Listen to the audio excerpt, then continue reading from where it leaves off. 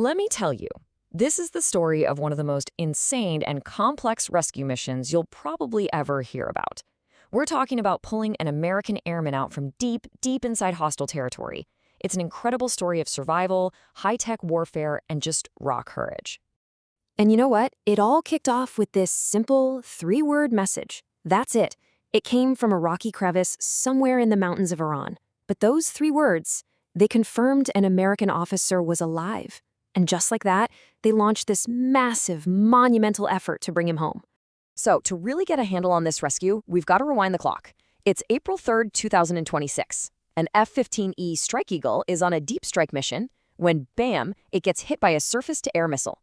The crew had no choice but to punch out, ejecting over the super remote and unforgiving Zagros Mountains. And get this, they were 150 miles from the nearest friendly border. I mean, just try to picture that. That is a staggering distance for anyone trying to survive, let alone evade capture in enemy territory. So the pilot and his weapons systems officer, the WSO, they get separated during the ejection. Now, the pilot was captured pretty quickly, but our story, it focuses on the WSO. His call sign was Dude 44 Bravo. He was an Air Force colonel, and suddenly he finds himself completely alone with a seriously messed up leg in some of the most brutal terrain on the planet. But here's the thing. Despite the pain, despite being totally isolated, years of elite search training, that's survival, evasion, resistance, and escape, it just kicked in. This guy wasn't just a downed pilot. He was a literal expert in survival, trained for this exact nightmare scenario. And his training was about to get the ultimate test. For the next 2 days, this incredibly high-stakes game of cat and mouse just unfolds. You're talking about one injured man against the entire weight of the Iranian Revolutionary Guard, local militias, and pretty much anyone else who wanted the reward for his capture. Oh yeah, there was a prize. A $60,000 bounty was put on his head, and that turned every local tribe, every militia member, into a potential hunter. All of a sudden, the danger wasn't just from official patrols. It was literally coming from every direction. This timeline here just shows you what an incredible ordeal this was. He managed to evade the first search parties, and even with that busted leg, he climbs up to a hidden crevice at 7,000 feet.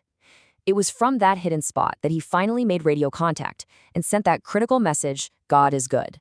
So once his signal was received and they knew it was him, the whole situation changed. As Dude 44 Bravo was lying there hiding, one of the most sophisticated protective operations you can even imagine just roared to life in the skies and in cyberspace right above him. I mean, this slide just nails the absolute asymmetry of the situation. Look at this. On the ground, you've got one guy with one radio hiding in a hole in a rock. In the sky and beyond, hundreds of special operators, a CIA deception campaign, a shield of Raper drones, and heavy bombers just waiting for the call. And this wasn't just about brute force. It was a genius, multi-layered strategy. First, the CIA started spreading fake rumors about a phony rescue out at sea to try and pull Iranian forces away. Then, MQ-9 Reapers created this deadly 3-kilometer no-go zone around his position. And B-1 bombers, they were literally reshaping the terrain, blasting craters into roads to block armored columns from even getting close. Okay, so with the colonel protected, it was time for the final act, getting him out. The plan was meticulously crafted. We're talking some of the most elite units in the entire US military. It seemed totally foolproof, but as you're about to see, the battlefield, it always gets a vote. So here's how it was supposed to go down. Step 1, Navy SEALs secure an old abandoned airstrip.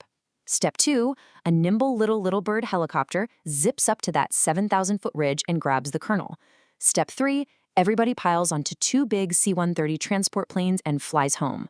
Simple, right? Well, this is exactly where that perfect plan slammed into a very imperfect reality. The biggest threat they faced wasn't an enemy patrol or some hidden missile. Nope, it was the actual ground under their feet. You can't make this up. The C-130s, the planes that were the rescue team's ride home, they touched down and immediately sank into this superfine powdery soil they call moon dust. They were completely, hopelessly stuck. In a wild turn of events, the entire rescue force was now stranded deep inside enemy territory. So the commander on the ground, he had to make an absolutely brutal call. To keep all that advanced tech from falling into enemy hands, they had to intentionally destroy their own aircraft. 2 multi-million-dollar C-130s and 4 helicopters. A call went out for smaller planes that could actually handle the soft ground, turning one rescue into this frantic, multi-stage evacuation.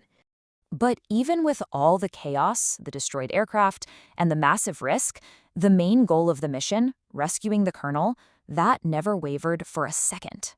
And after a super tense and chaotic night, those backup planes managed to get everybody out. Just before midnight, the last plane, carrying Dude 44 Bravo and the SEALs who came for him, landed safely in Kuwait. The mission was a success. The news of the rescue finally broke with this triumphant 2-word announcement from President Trump. It was just a fitting end to this insane 48-hour ordeal that pushed military planning, technology, and human endurance to their absolute limits. And that, right there, leaves us with a final massive question. This operation, it involved hundreds of people, a whole fleet of advanced aircraft, and the intentional destruction of 6 of them, all to save 1 life. It really forces us to ask, what is the true cost of that sacred promise to leave no one behind?